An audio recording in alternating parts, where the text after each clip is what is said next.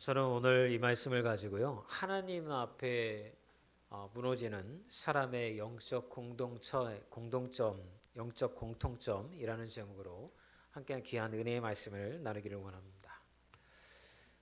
여러분들이 이 역대 상하 지금 읽고 계시잖아요. 그런데 이 역대 상하 말씀은 사실은 우리가 읽을 때에는 바로 벌어진 사건 이 옆에서 지켜본 다음에 그 말씀을 기록한 것처럼 보이지만 사실은 이 말씀을 기록한 시기는 그때가 아닙니다.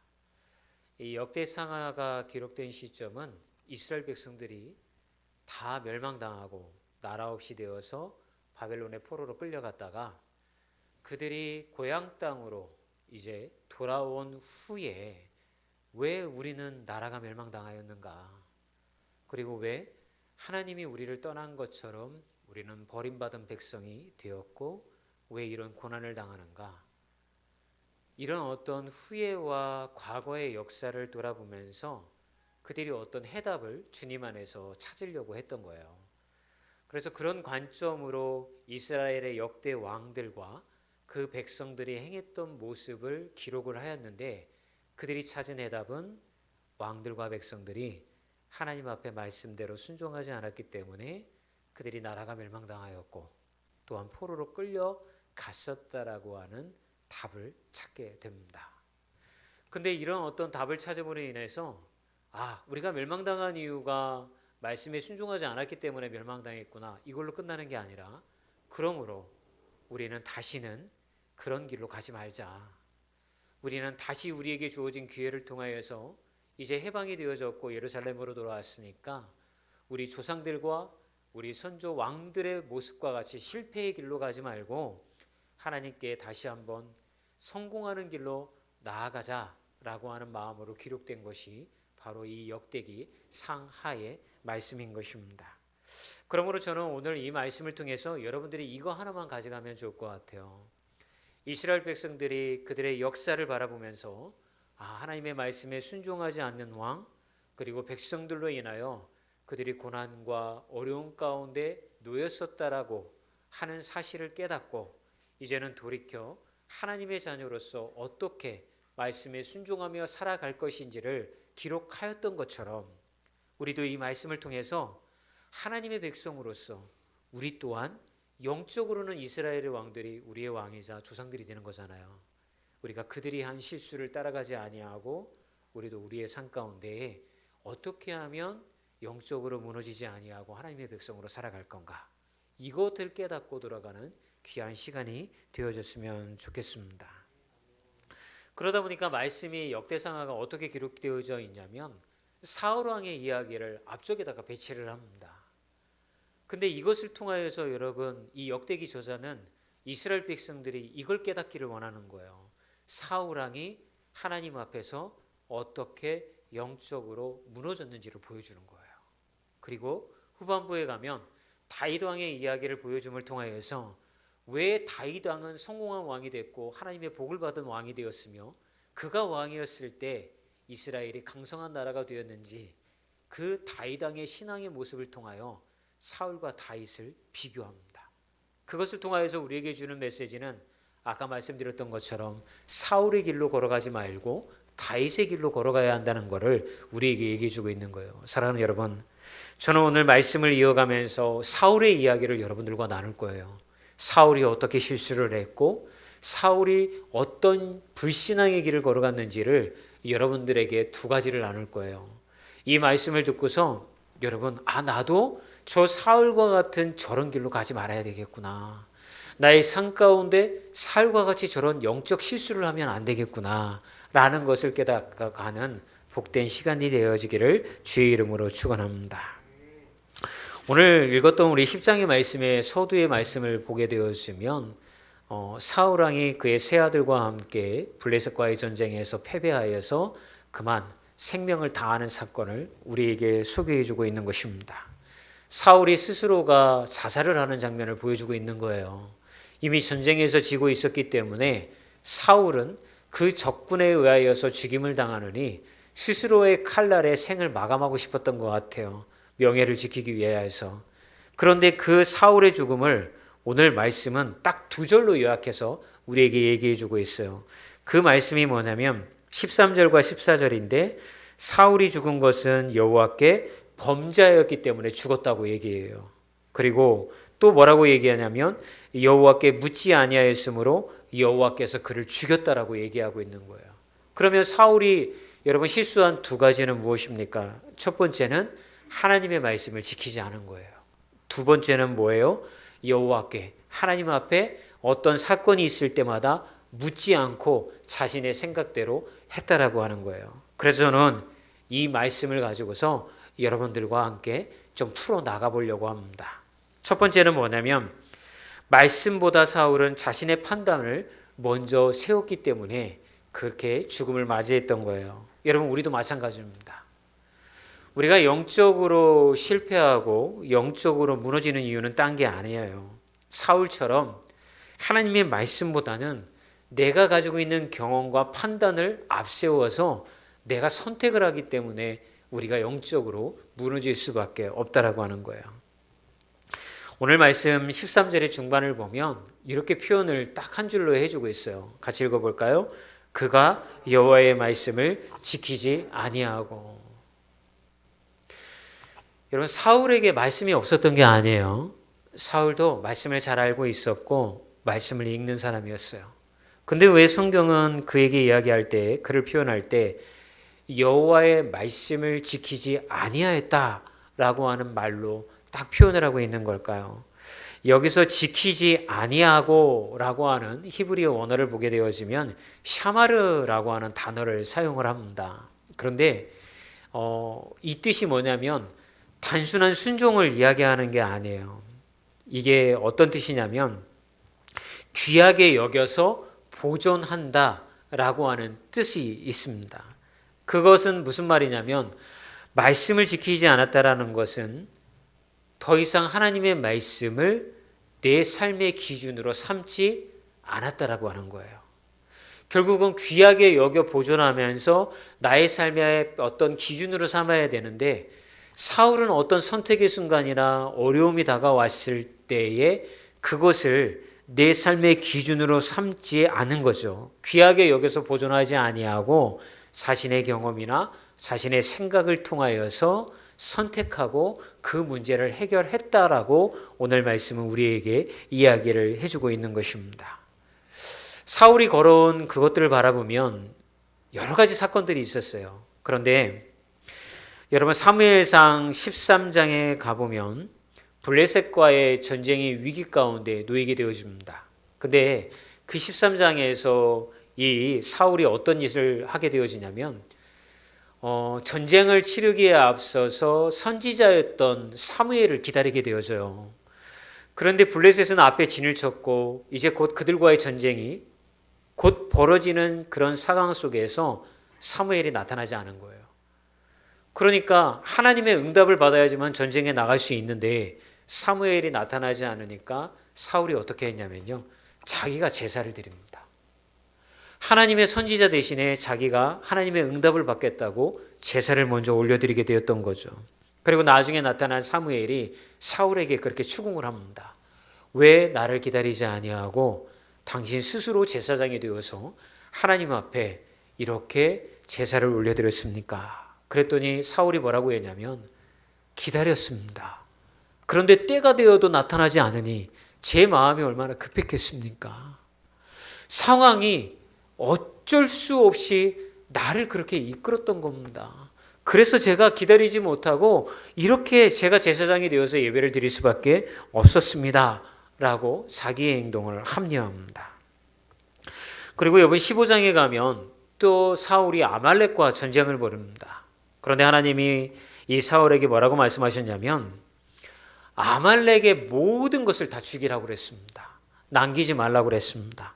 그런데 사울은 그 말씀에 순종하지 아니하고 백성들이 원하는 게 있어서 그 좋은 것들을 다 남겨서 백성들에게 나누어 주었습니다. 라고 이렇게 이야기를 합니다.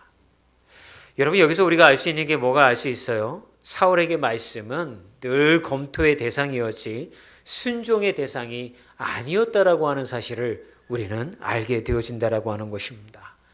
사울의 행동은 늘 어떤 상황 그리고 자신의 생각 이런 것을 앞세워서 판단하고 나갔지, 하나님의 말씀을 내 앞에 최종의 권위로 세워놓고 그것을 가지고 밀고 나가지 않았다는 사실을 우리는 알게 되어지는 거예요. 오늘의 이 말씀은 여러분 사울의 이야기로만 끝나지 않습니다. 여러분들은 어떠십니까?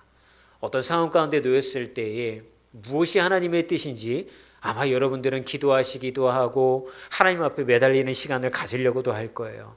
그러나 정작 우리가 뭔가를 선택해야 되는 순간에 우리가 선택하는 기준점은 뭐가 되냐면 남들도 다 그렇게 하고 살아. 그리고 이렇게 하는 게 나에게 이익이 되어지는 거야. 이미 지금까지 살아오면서 여러분의 삶 가운데 학습이 되어진 방법이 있단 말이에요. 여러분 그렇게 하시면 안 되는 거예요. 우리는 어떤 선택의 순간이나 결정해야 될 순간에 하나님의 말씀으로 먼저 나아가서 그 말씀을 읽고 말씀을 통하여서 나에게 그것을 먼저 알려달라고 하나님 앞에 기도하시는 분들이 되어지기를 주의 이름으로 부탁을 드립니다. 어떤 교회에 신앙생활을 신실하게 하신 장로님이 한 분 계셨습니다. 정말 신실하게 기도하시고 교회 봉사도 열심히 하셨어요. 그런데 그 해에 이 장로님이 사업을 확장할 수 있는 기회가 찾아왔습니다. 그리고 목사님한테 찾아와서 목사님하고 이렇게 좀 상담도 하면서 상의를 했습니다. 그 이야기를 다 들었던 목사님이 장로님에게 이렇게 고면을 했어요. 장로님, 좋은 기회이기는 하지만 몇 가지 이유가 우리가 성경에서 이야기하는 원칙과 조금 충돌이 되어지는 것 같습니다. 그러니까 조금 기다리시는 건 어떻겠습니까? 라고 그렇게 말씀을 드렸어요. 그랬더니 그 장로님이 고개를 끄덕이시면서 목사님에게 이런 이야기를 합니다. 목사님, 저도 압니다. 그런데 제가 몸담고 있는 이 업계에서는 목사님이 염려하시는 것은 제가 알지만 그렇게 하지 않으면 살아남을 수가 없습니다. 그래서 하나님도 제 상황을 제가 이해하실 거라고 저는 그렇게 믿습니다. 그러니까 목사님, 이번은 그냥 제가 생각한 대로 진행할 수 있도록 기도해 주세요 라고 이렇게 이야기를 마무리 지었다는 거예요. 결국은 여러분 그 계약은 진행이 되었습니다. 그리고 처음에는 일이 잘 진행되는 것처럼 보였어요. 근데 2년 정도 시간이 흐른 후에 문제가 생기기 시작했습니다. 거래처와의 분쟁이 일어나기 시작을 했고 그 문제로 인하여서 법정 싸움까지 가는 그런 상황이 되어버렸던 거죠. 일이 이렇게 되어지니까 여러분 그 장로님의 사업체만 무너지는 게 아니었어요. 그 아내였던 권사님과의 관계도 무너졌고 교회에서도 성도들과의 신뢰 관계에 있어서도 무너질 수밖에 없는 상황이 되었다라고 하는 거예요. 한참 후에 그 장로님이 교회를 찾아와서 목사님한테 이런 고백을 하더라는 거예요. 목사님, 제가 말씀을 몰라서 그때 그렇게 말씀을 어기고 선택한 게 아니었어요. 알면서도 상황이 그렇기 때문에, 그리고 제가 한 판단이 맞다라고 생각이 들었기 때문에 제가 그것을 선택해야 된다라고 우겼던 것입니다. 그런데 시간이 지나고 보니까 목사님, 그게 저를 무너뜨리는 더 무서운 일이 되어져 버렸네요. 사랑하는 여러분, 우리는 늘 하나님의 말씀이 맞다고 하지만 어떤 상황 가운데 놓이게 되어지면 그것을 선택하고 결정하는 최종의 권위를 성경에 두지 않습니다. 선택하고 결정하는 최종의 권위를 나의 경험과 내 판단에 두는 경우가 허다합니다. 근데 이렇게 했던 사람을 오늘 본문에서 우리에게 소개하고 있잖아요. 그 사람이 사울이었던 거예요. 사울은 이미 세상에서 어떻게 하면 나라가 잘 살아갈 수 있을지 또한 부강해질지를 알고 있는 사람이었어요. 그런데 하나님은 뭐라고 말씀합니까? 그가 하나님의 말씀을 묻지 아니하였고 또한 여호와께 범죄하였기 때문에 죽임을 당하였다라고 이야기해요. 어떤 큰 죄를 지었기 때문에 하나님께서 사울을 죽음으로 내모셨던 걸까요? 다른 게 아니었어요. 자기의 경험과 자기의 생각과 어찌할 수 없는 자기가 처한 상황, 이것을 앞에 놓고 하나님 보세요. 제가 선택할 수밖에 없었던 이유가 이것 때문에 그런 거예요. 저도 어쩔 수 없었다고요. 하나님 말씀대로 하고 싶지만 이 상황에서 하나님 말씀대로 했다가는요, 아무것도 되는 일이 없을 거예요. 라고 하면서 하나님에게 자신의 선택을 정당화했다라고 하는 것입니다.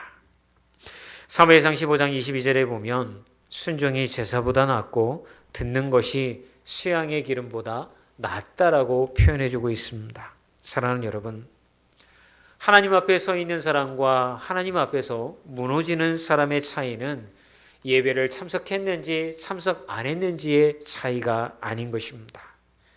말씀 앞에서 내 생각을 내려놓고 판단을 내려놓았는지가 여러분 그 승패를 가르는 기준이 되었다라고 하는 것입니다. 오늘 청년들과 말씀을 조금 나누다가 이런 얘기를 했어요. 여러분 오늘 우리가 교회에 나왔잖아요. 그죠? 제가 고등학교 때에 우리 이렇게 이야기를 나누다가 제가 그랬어요. 예배 보러 왔어요, 집사님. 친한 집사님이었거든요. 교회에 제가 고등학생이었고. 그랬더니 그 집사님이 저에게 뭐라고 이야기를 하냐면, 동현아, 예배는 보는 게 아니고 드리러 오는 거야. 하나님은 너가 예배를 드리러 오는 거를 기다리셨고 예배 가운데 있는 거를 가장 기뻐하시는 분이야. 왜냐하면 예배의 자리가 하나님 앞에 영광을 올려드리는 복된 자리이기 때문에 하나님은 그렇게 기다리셨고 우리는 예배를 그렇게 드리러 가는 거야. 그런데 우리는 잘못 알고 있단다. 예배를 보러 간다고. 그리고 설교 말씀 들으러 가고 거기서 은혜 받으러 간다고. 맞는 말이기는 하지만 많은 것을 우리는 오해하고 있단다. 그건 다른 게 아니라 하나님 앞에 우리는 드리러 가는 거지 내가 받으러 가는 게 예배가 아니란다. 이런 얘기를 저한테 해주셨던 적이 있어요. 제가 차 안에서 그 얘기를 듣고 나서 굉장히 도전이 되었어요. 사랑하는 여러분, 우리는 혹시 하나님의 예배 가운데 나와서 앉아 있지만 이 예배가 하나님 앞에 올려드리는 진정한 예배라고 여러분 생각하십니까? 어쩌면 우리는 우리의 마음 가운데 오늘도 말씀 가운데 은혜 받으러 왔어요. 설교 들으러 왔어요. 라고 하며 나 중심적으로 지금 여기에 앉아 있지 않습니까?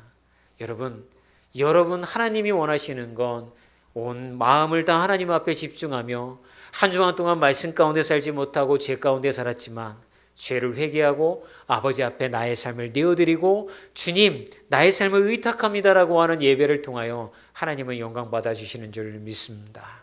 여러분 창세기의 말씀을 보면 카인과 아벨이 하나님 앞에 제사를 드렸잖아요. 그런데 아벨의 제사는 받으셨지만 카인의 예배는 받아주시지 않으셨어요. 왜 그랬을까요? 아벨은 하나님 앞에 예배를 올려드린 거예요. 예배를 올려드림으로 자기가 온 마음을 다해서 하나님 앞에 거룩한 산제사로 나아갔던 거예요. 하나님 앞에 영광을 올려드렸기 때문에 아벨의 제사를 하나님이 받으신 거예요. 그런데 카인의 제사는 받지 않으셨어요. 왜냐하면 카인은 자기중심적이었기 때문에 그런 거예요. 하나님 앞에 영광을 올려드리고 예배를 올려드린 것이 아니라 하나님 나 이만큼 했어요. 하나님 지금 하나님 앞에 나 이렇게 하고 있다고요. 라고 자기중심적으로 예배 가운데 나갔기 때문에 그 본질을 꿰뚫어 보시고 하나님은 카인의 예배를 받아주시지 않은 거예요. 사랑하는 여러분, 혹시 여러분들은 카인의 모습으로 앉아있지 않으십니까? 주님, 오늘도 나에게 좀 은혜를 주달라고요. 하나님, 오늘도 좀 나를 좀 어떻게 해보라고요. 좀 깨닫게 해주셔서 제가 그거 가지고 세상에서 살아갈 수 있게 해달라고요. 라고 여전히 하나님 앞에 이야기하고 있지 않습니까? 여러분, 그것도 은혜지만요. 그거보다 먼저 앞서야 될 게 있어요. 내 마음을, 내 생각을 온전히 하나님 앞에 올려드리는 거예요. 나의 찬양을 통하여서 예배를 올려드리는 거예요. 나의 마음을 통하여서 예배를 올려드리는 거예요. 여러분, 그런 자에게는 세상을 살아가는 기준이 하나님의 말씀의 기준이 될 수밖에 없는 줄 믿습니다. 또한 영적으로 무너지는 사람들의 두 번째 공통점은요, 위기 앞에서 하나님 앞에 묻지 않는 사람들입니다. 오늘 13절과 14절을 보면요, 이렇게 표현을 하고 있어요. 함께 읽어볼까요? 신접한 자에게 가르침을 청하고 여호와께 묻지 아니하였으므로. 13절에 나오는 신접한 자는 사무엘상 28장에 언급되어지는 엔돌의 무당 사건을 가리키는 것입니다. 다른 게 아니라요, 사울이 전쟁 가운데 나가게 되었어요. 그런데 그때는 이미 사무엘이 죽어서 자기의 옆에 없을 때였어요. 그래서 여러분, 사울 왕이 하나님 앞에 기도합니다. 하나님, 이 전쟁에 제가 나가야 되겠습니까? 말아야 되겠습니까? 라고 기도했는데 하나님은 응답이 없는 거예요. 그러니까 사울이 너무 불안합니다. 너무 불안해서 나중에는 불안한 마음을 견디지 못하고 무당을 찾아갑니다. 그런데 놀라운 사실은 뭐냐면 이미 사울이 이스라엘에 있는 모든 백성들에게 여러분 무당을 찾아가서 점치지 말라고 그랬어요. 거기에 가서 자신들의 미래를 어떻게 될 것인지를 알아보지도 말고 우상을 철폐하라고 그랬어요. 그런데 불안이 찾아오니까 자기가 이 무당을 찾아갑니다. 그리고 무당에게 묻습니다. 그리고 이런 얘기를 합니다. 죽어 내 옆에 없는 사무엘의 영을 땅속으로부터 불러내어 달라. 그를 통해서 하나님의 뜻을 듣고 싶다. 그랬더니 이 엔돌의 무당이 처음에는 두려워 떨다가 그가 사울인 줄을 알고서 여러분 죽어서 여러분 이 땅 가운데 없는 이 사무엘의 영을 불러드립니다. 그랬더니 사무엘의 영이 깨어나서 왜 안식하고 있는 나의 영을 지금 불러 깨워 놓았느냐라는 이야기를 해요. 사랑하는 여러분, 요즘 미디어를 보게 되어지면 방송에 이런 게 많이 나옵니다. 무당들이 나와서 무당들끼리 신점을 치더라고요. 그리고 누가 더 용한 무당인가를 이렇게 서로 알게 하는 거예요. 그래서 거기서 우승한 사람이요, 가장 용한 무당이 되어지더라고요. 여러분, 그것만 있는 게 아니에요. 우리는 우리 주변에서 하나님을 의지하기보다는 뭔가 나의 불안을 해소하기 위하여서 뭔가 하나님이 금지한 것들을 더 의지하고 그것을 의뢰하는 모습이 우리 가운데 있지 않습니까? 우리가 이렇게 마음이 불안하면요, 하나님을 외면하고 묻지 않더라고요. 14절에 보게 되어지면 여호와께 묻지 아니하였으므로, 그런데 방금 전에 뭐라고 얘기합니까? 사울이 하나님 앞에 기도했다고 그러잖아요. 그런데 14절은 또 묻지 않았다고 하잖아요. 무슨 문제가 있는 걸까요? 사울이 여러분 하나님 앞에 기도했지만 응답이 없고 불안이 찾아오니까 그걸 견디지 못하고 무당을 찾아간 것은 사울이 기도하지 않은 것이라고 하나님이 말씀해 주고 있는 거예요.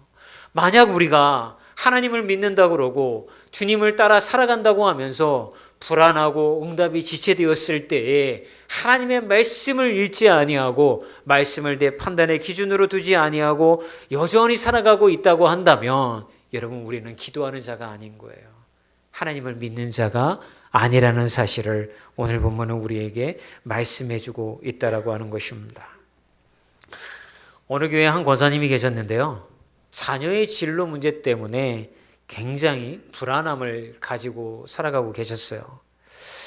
대학을 잘 졸업을 해서 이제 취직을 해서 그냥 평범하게 살아갈 줄 알았던 아들이 어느 날 그 권사님에게, 어머니, 저는 선교사의 길을 걸어가도록 하겠습니다, 그렇게 선포를 한 거예요.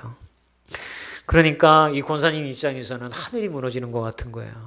얘야, 선교사님이 걸어가는 길이 얼마나 힘든 줄 아느냐.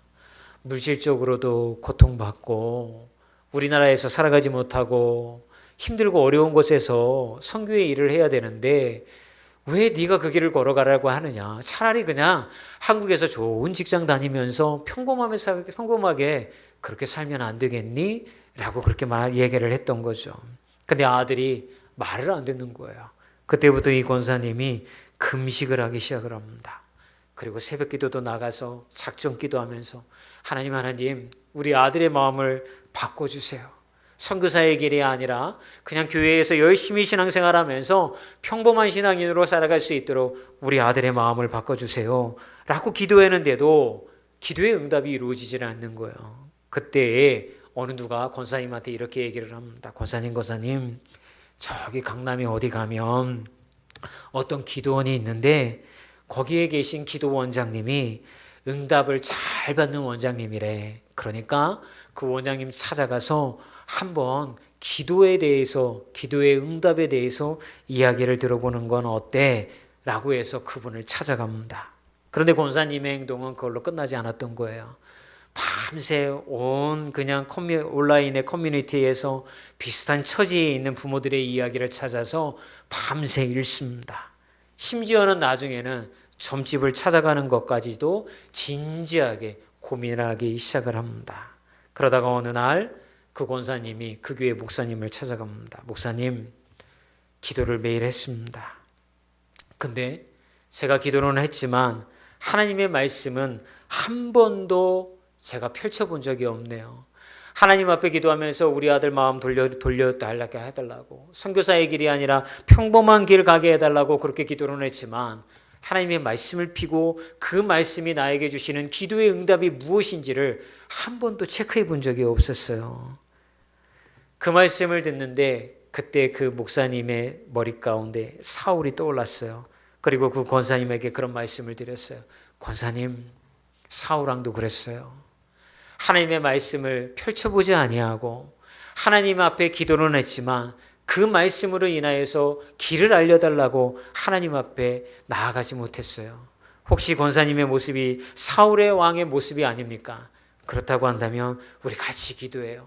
하나님께서 뭐라고 말씀하시는지를 말씀 가운데서 같이 찾아봐요 라고 하며 말씀으로 기도하였고, 마침내 권사님은 자녀가 선택한 길을 말씀을 통하여서 응답을 받아 선교사로 나아가는 자녀를 축복해 주었다는 그런 이야기가 있습니다. 사랑하는 여러분, 다윗은 더 깊은 상황과 어려움 가운데 있었어요.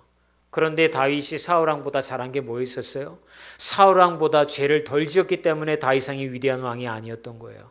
사울왕이 잘한 것은 그가 하나님 앞에 나아갔다는 거예요. 그리고 회개하고 하나님의 말씀을 붙들고, 하나님, 내가 말씀대로 살아가지 못했음을 용서해달라고 주님 앞에 자신을 내어드렸다라고 하는 거예요. 그것을 통하여서 하나님은 다윗이 참된 하나님의 복된 왕이라고 말씀으로 우리에게 칭찬해 주시지만, 사울왕은 말씀 앞에 순종하지 않았기 때문에 그가 하나님 앞에 세움받은 왕이 아니었다라고 우리에게 말씀해 주고 있다라고 하는 것입니다. 저는 이제 여러분들에게 마지막으로 권면드리기를 원합니다. 사랑하는 여러분, 혹시 무언가를 판단해야 될 상황에 놓인다고 한다면 여러분 말씀을 먼저 피고 말씀으로 여러분 기준을 삼으시기를 주의 이름으로 축원합니다. 목사님, 말씀 펴고 기도했는데도 하나님이 아무 말씀 나에게 주시지 않는데요. 여러분, 하나님의 침묵의 때가 있어요. 그때는 하나님이 우리를 기다리라고 하는 거예요. 그때에도 포기하지 아니하고 말씀을 읽으며 기도해 나가며 나의 판단을 유보하고 하나님 앞에 묻는다면 하나님이 우리의 삶 가운데 복된 길로 인도해 주실 줄 믿습니다.